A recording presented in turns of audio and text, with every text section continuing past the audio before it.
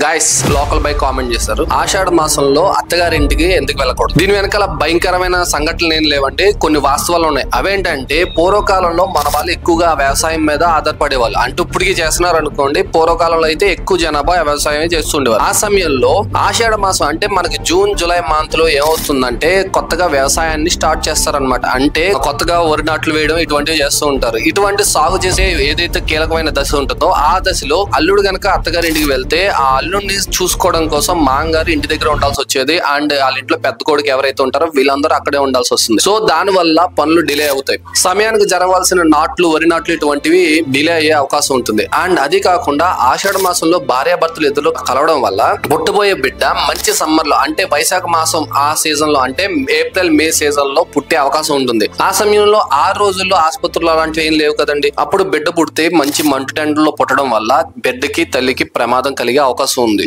So అందుకే మన వాళ్ళు ఆషాఢ మాసంలో భార్యాభర్తలు ఇద్దరిని కలవద్దు, అల్లుడు అత్తగారింటికి వెళ్ళకూడదని చెప్పి ఈ నియమం పెట్టారు. అండ్ మీకు ఈ ఫ్యాక్ట్ ఎలా అనిపించిందో కామెంట్ చేయండి. అండ్ ఇటువంటి ఇంట్రెస్టింగ్ ఫ్యాక్ట్స్ కోసం మన ఛానల్ సబ్స్క్రైబ్ చేసుకోండి. And thanks for watching.